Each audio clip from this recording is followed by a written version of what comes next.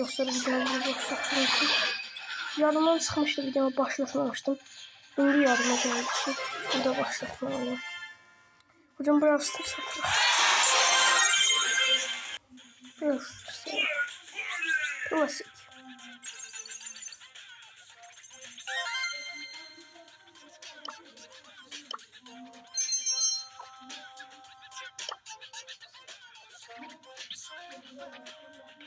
Güncelleme getmeyecek. Bu nedir? İnternet mi getdi, onu anlamadım. Güncelleme getmeyip deyəsən.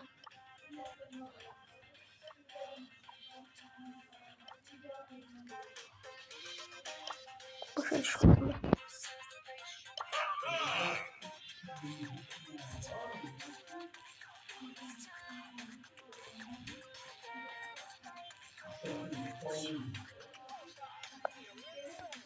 Bu iki karakterden başka üç şey neyse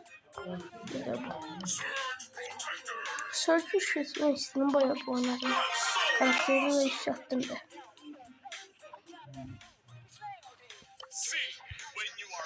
Ne oynayabiliriz bilmiyorum. Ne oynayabiliriz?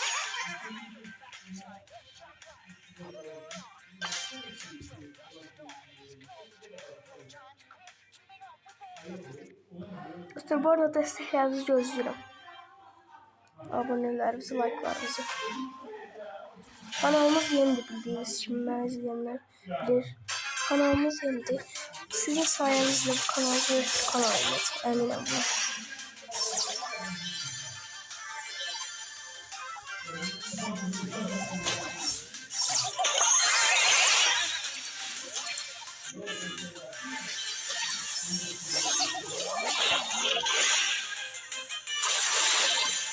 Zaten var idi, ona da yedik atar. Keşke derseydi. Sakin ol adamım. Çünkü ölüyorsun şu anda. Galiba ben ölüyorum. Öl. Lan geliyor kaç. Ay dilime Türkçe danışmak takıldı ya. Ancak Türkçe danışmamda. Bu nedir? Diğer Türk dostum oldu. Ben Türkçe danışmaya başladım. Ben bir dostum vardı Türk yani. O sayesinde Türkçe danışıyorum. Dynamite. Mike on Mike. Ben rastgele bir görev seçerim. Onu seçerim. Sıcak bence. Ay dede biz yüzü seçelim diye. Bu nedir? Boşver Dynamite koyuyor. İnşallah bugün bir şeyler yaradarıq da. Aynı makineyi yaratmak istedim. Min oynayacağım zaten kredilerini vereceğim, o açacağım.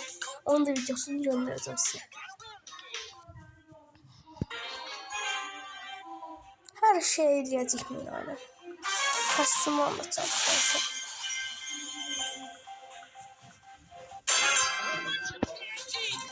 İnşallah bugün yaradacaq. Açacağım, tamam oldu. O yüzü bilir misin? Kanka emzir. Atamıyorum. Hop. Tuttun mu kanka? Hop. Yürü gidelim. Al kendine git. Al ki. Almadım kendini. Ay Sibil, bu neydi lan? Yaradacaq dedik, poxunu çıxardırıq. Ne diyor? Oynayaq, 8 it oynayaq. Kostyumu yok ya bunun. Kostyum var, çok hoşuma. Getdik de gel şey alacaktı.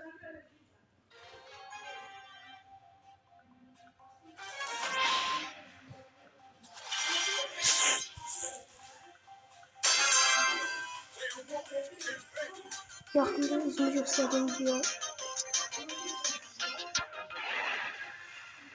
İnşallah bunu